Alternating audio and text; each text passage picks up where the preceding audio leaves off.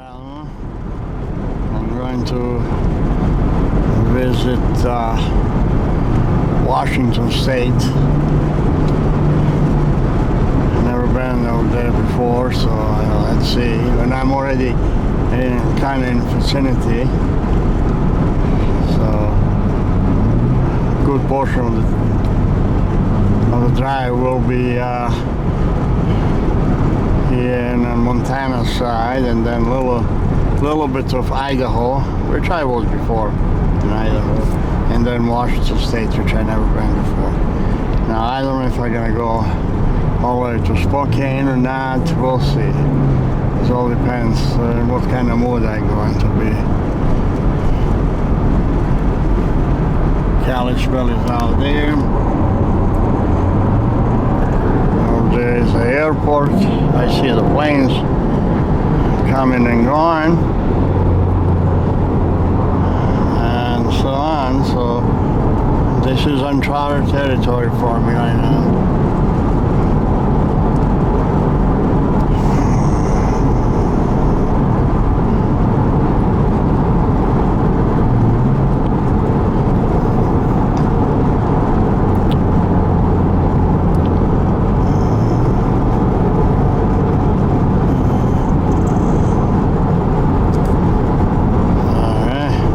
Back.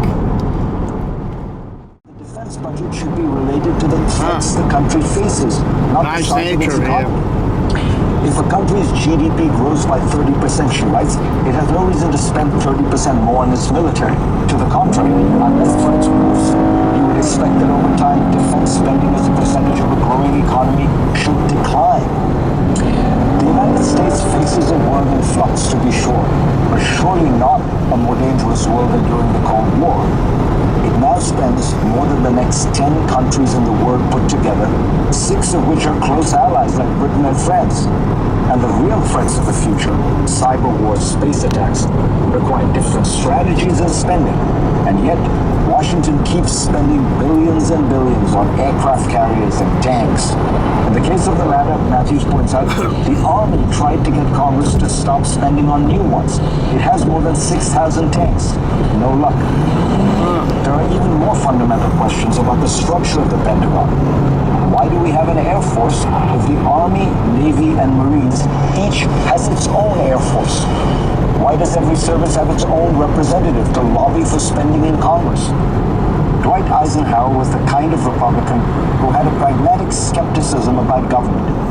He was the kind of seasoned general who understood that peace came from a combination of military strength and diplomatic engagement.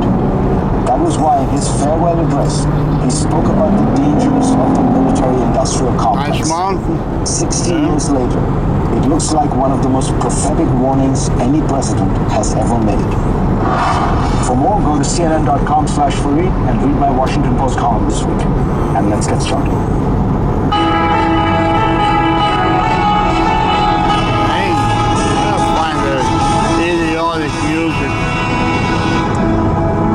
Tensions between Iran and the United States are at the highest level since President Trump pulled out of the 2015 nuclear deal and reimposed sanctions. Last month, Iran shot down an American drone, prompting Trump to almost launch retaliatory strikes, but then instead to impose a fresh set of sanctions on Iran's leaders. It was in this highly charged atmosphere that Iran's Foreign Minister Javad Zarif arrived in New York last Sunday for UN meetings. Last weekend, the staff of Iran's UN mission and Minister Zarif were all put under severe movement restrictions by the United States government.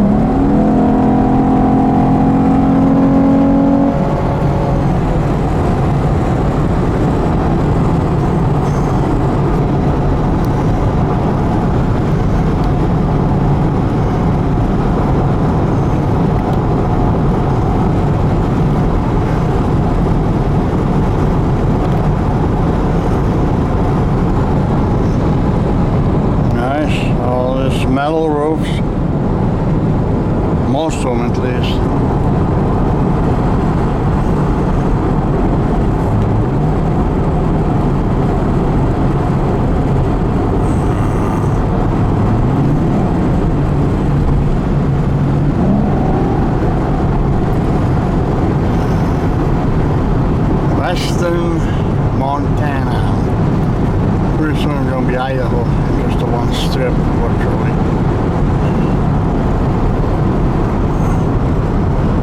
I was already in Idaho back then, 2005, to see the bears. It's like a safari.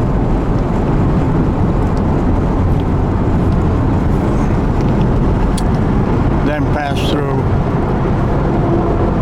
stop changing oil and all that good stuff. Big sky. Oh man, that sky is really big.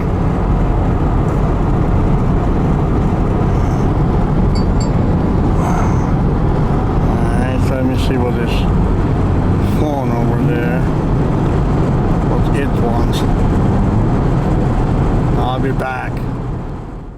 We will respond to the conventional forces. And what do you think can be done about it? Now, it would be nice to have arms control. I'm old enough to have participated in arms control on strategic nuclear weapons and weapons in Europe. And when we started, people said, oh, you can't get there from here. It's too hard. The Russians will never agree. BNSF. Measures. I hear all of that now when I propose arms control for cyber. But yeah, it takes a while. I know, you're there.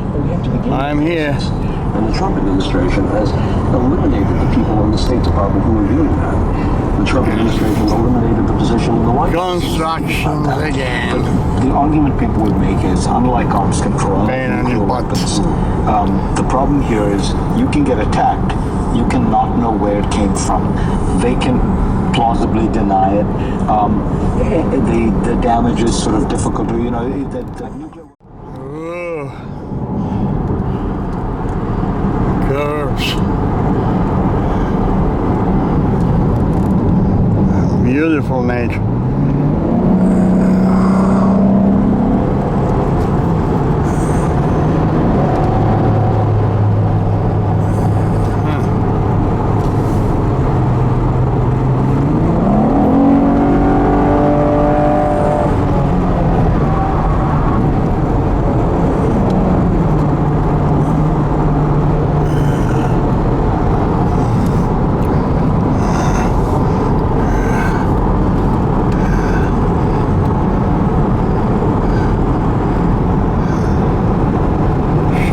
Sharp.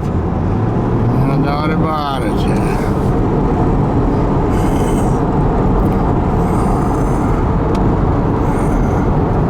90 west, all the way to Seattle.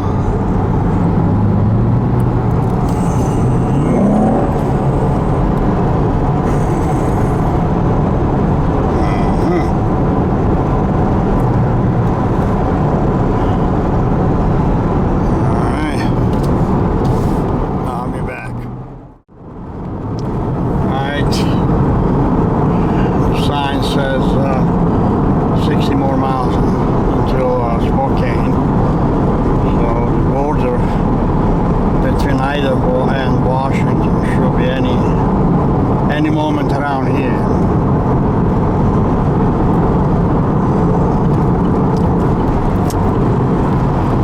Damn it, I should have stopped over there. I'm freaking thirsty.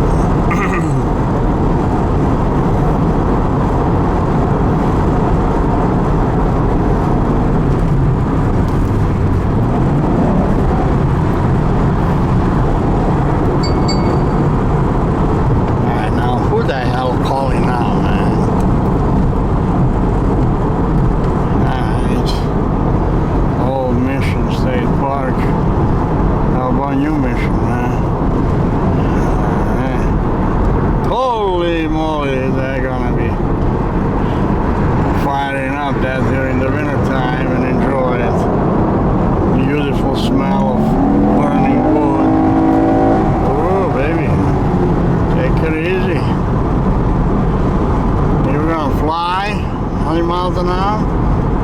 Oh yeah.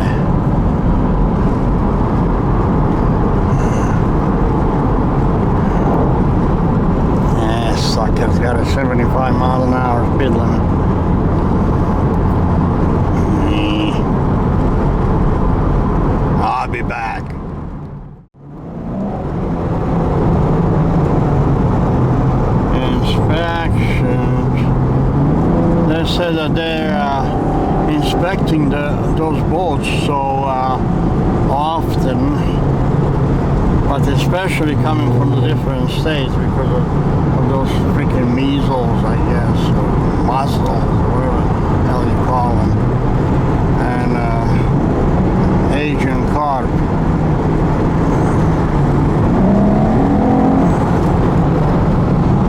They don't want that junk out there in their lakes. I don't blame them. Gas, food, this and that. Rose Lake, Addison, St. Maria.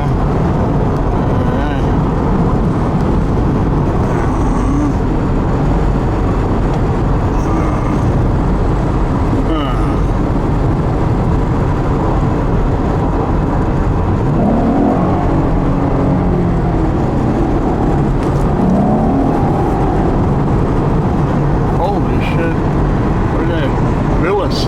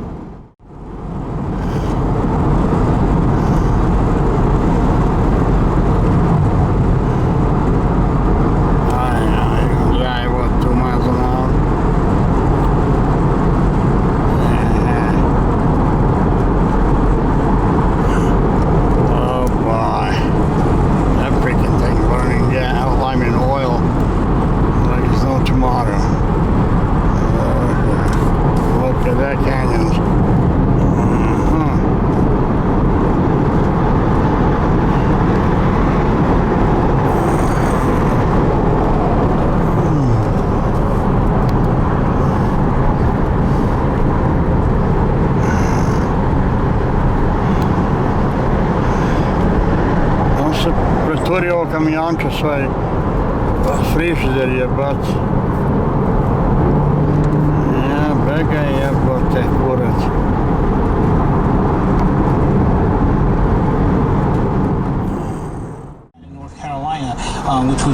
Which is basically a presidential re-election bid. When he steps back and he allows send them back. He is running for the renomination as a Republican nominee for president. For another 4 years.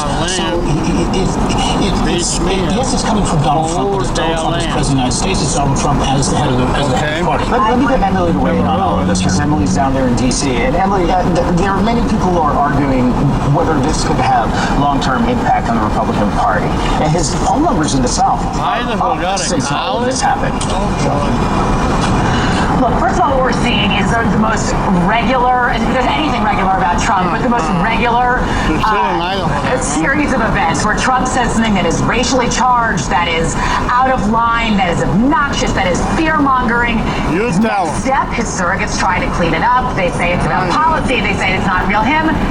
But then he actually doubles down on it, putting them in an incredibly awkward position and showing us what he truly feels. Look, I think there was a time and a place to say that Trump was not the head of the party and these were just him, but that moment is long gone. Not only is he running for re-election as the party, but everybody who's elected as part of the Republican Party is afraid of alienating his base. I think it's time for Republican electeds to take a hard look at themselves and say, is this really a party I want to be a part of if I'm afraid of alienating people who like that he's doubling down on race?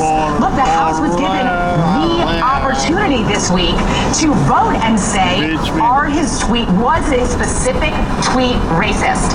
And they totally deferred the question. Only 4 of them were willing to say that it was. Not only did they not speak out against it, they had the actual opportunity in front of them, and they still couldn't call it racist. Okay, I think there are 2 different arguments going on here. I think there is an argument of racism, and I feel that Donald Trump thinks that the argument is based on being a patriot, loving the United States.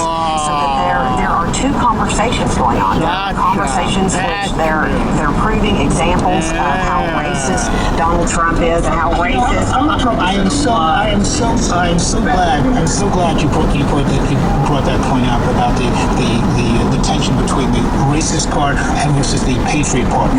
December 18th, 2015, then candidate Trump was on Morning Joe on MSNBC, and the issue was nice place. I don't know how he's in the wintertime, but right now he's looking nice. He's running his country, and at least he's a leader, unlike what we have in this country, President Obama. Well, they know And then he said, 20 years ago, was on the left, basically, where left-wingers would say, how can you criticize other countries when America kills people as well? So how can we say, at that time, he was being the person who was not loving our country. He was the one adopting left-wing talking points to say that America kills as well. Let me get in more of Stephen Miller, shall we? He was on CBS this morning and claimed that there are acceptable and unacceptable ways to criticize Motel the country. 6, man, I Here's what he had tell to you. say. I ain't nothing without Motel 6. I've never called any of his tweets racist, but there's no question that he is stoking racial divisions. Chris, the core element of the president's philosophy is America I guess first. nothing without you. Saying that America needs to improve to get closer to an America first ideal, as the president did as a candidate, criticizing Obama, criticizing our trade deals, our foreign policy deals, our immigration policies, is out of love for America. Saying, as Representative Ocasio-Cortez did, that illegal immigrants are in effect more American than Americans is fundamentally an anti-American statement. Apologies to Chris Wallace and Fox News. The president in the past has called America a laughing stock, a foolish country, a stupid country, a dumb country. Dude, are you passing me or what?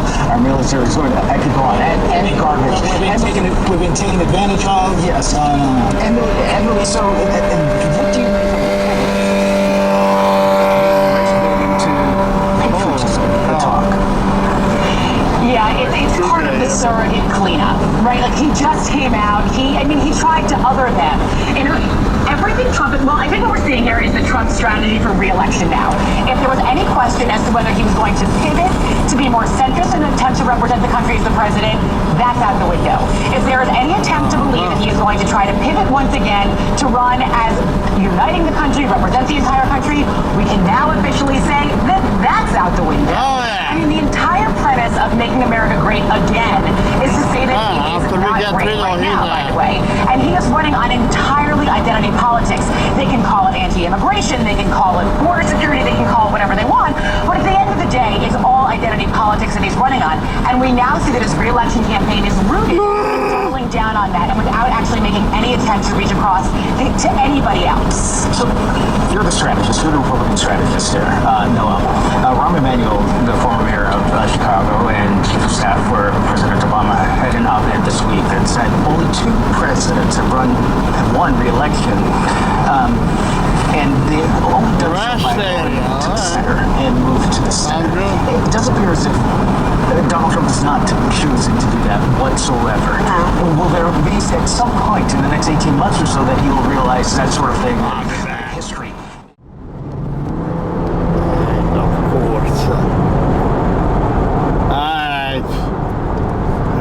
Washington State. Washington State. Way station. Who gives a fuck about it? Garbage.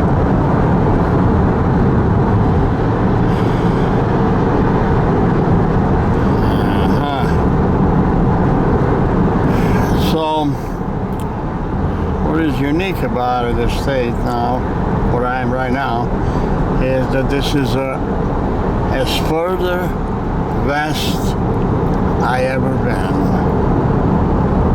I've never been in California or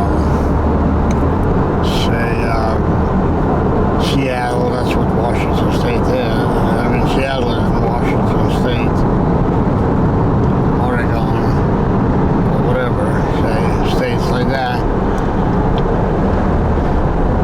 Before 2005, I went around Salt Lake City, but now I'm heading toward the Spokane, Washington. And that's going to be as west as possible for myself.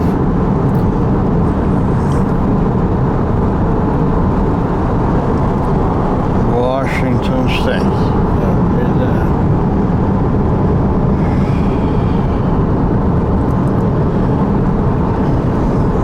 To say, for example, to continue to Seattle, we have like a 2,500 miles away from Cleveland, so I will not do that. I just turn around somewhere, and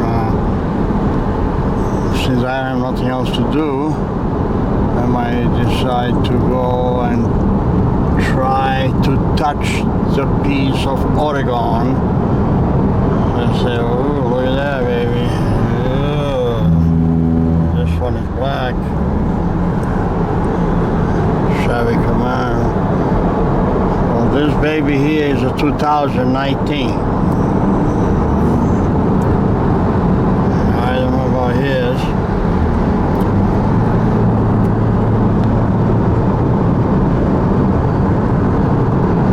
And this speed limit sucks here. Same like the eastern part of the U.S. 70 miles an hour here. So I can't tell. That's because we going close to the Spokane, or how is afterwards. I have no idea, and I never will, at least.